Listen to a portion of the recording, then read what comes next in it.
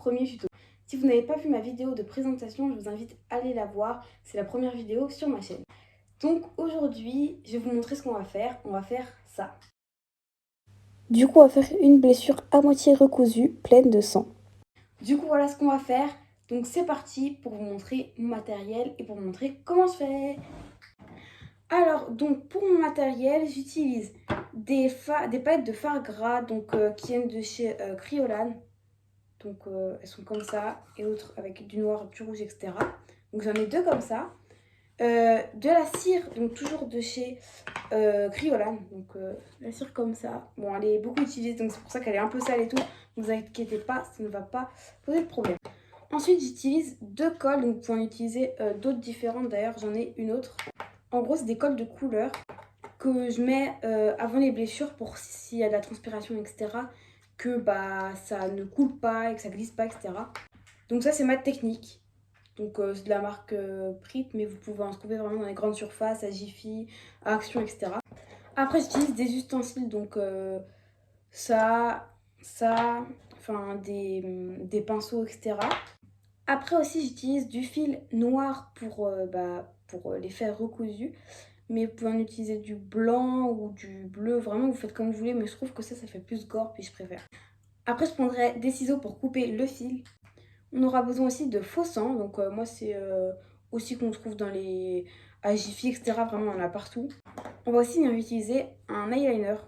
Je me souviens plus trop de la marque parce que ça s'est effacé. Mais vraiment, ça vous en trouvez partout à Monoprix, etc. Ou alors, vous utilisez du fard gras. Ça marche aussi. Du coup, je vous propose qu'on commence. C'est parti! Du coup, donc là, je vais prendre ma colle Prit et je vais la mettre sur la surface que je vais maquiller. Donc là, je vais venir chauffer ma cire donc avec mes doigts. Hein.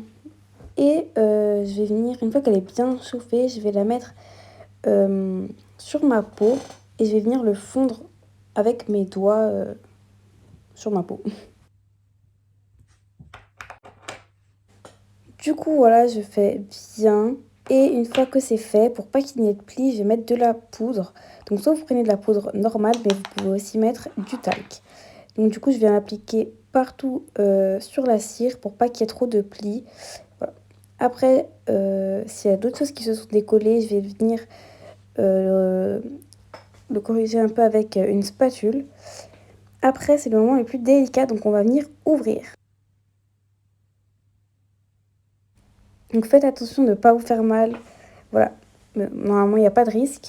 Après, je vais prendre une palette et je vais prendre le ton orangé que je vais venir mettre sur les extrémités de la plaie. Après ça, je vais venir prendre mes fards gras, donc le marron et le orangé jaune. Voilà, donc je vais le mettre sur les extrémités de la plaie.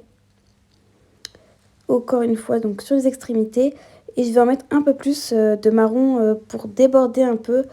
Voilà, donc il faut quand même que ce soit un peu grossier. Donc voilà, n'hésitez pas à en mettre. Après, j'estompe bien. Donc vous pouvez en remettre, après c'est selon le bleu que vous voulez faire. Enfin, l'hématome un peu. Voilà, une fois que c'est fait, je vais prendre un liner que je vais mettre à l'intérieur pour donner un effet de profondeur. Donc voilà. Après, vous pouvez utiliser, comme je vous ai dit au début, un fard gras. Ou après, vous pouvez aussi utiliser du fard à paupières noir. C'est comme vous voulez, mais le liner, je trouve ça plus pratique.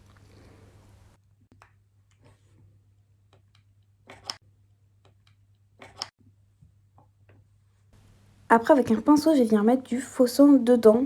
Donc moi, c'est du faux sang coagulé. Mais après, vous pouvez en prendre du liquide. Enfin, ça marche aussi. Après, je vais venir déborder un petit peu pour que ça fasse plus réaliste.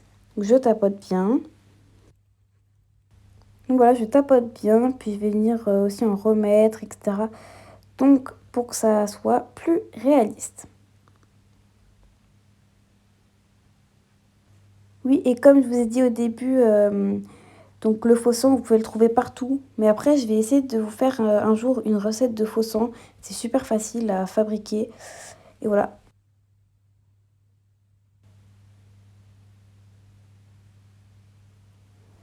Donc une fois que j'ai fini ça, je vais venir mettre du blush. Donc je vais vraiment mettre partout autour de la plaie. Donc n'hésitez pas à en remettre après, hein. Moi j'en ai remis. Voilà, donc vous en mettez pour que ça fasse un effet de rougeur. Voilà.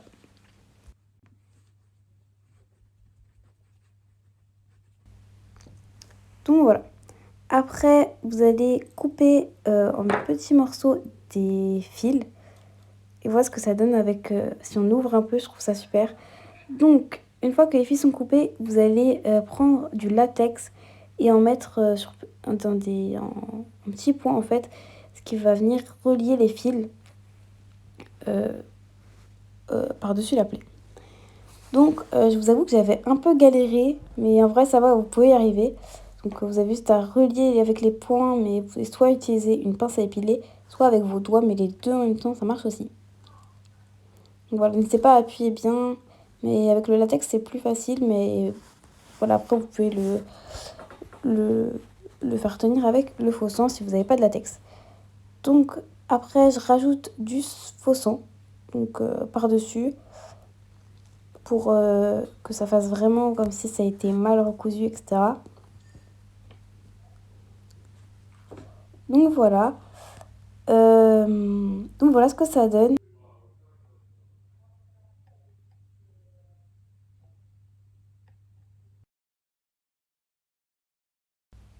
Donc voilà. Et après, vous pouvez aussi varier avec ça, donc en mettant des agrafes. Donc c'est comme vous voulez.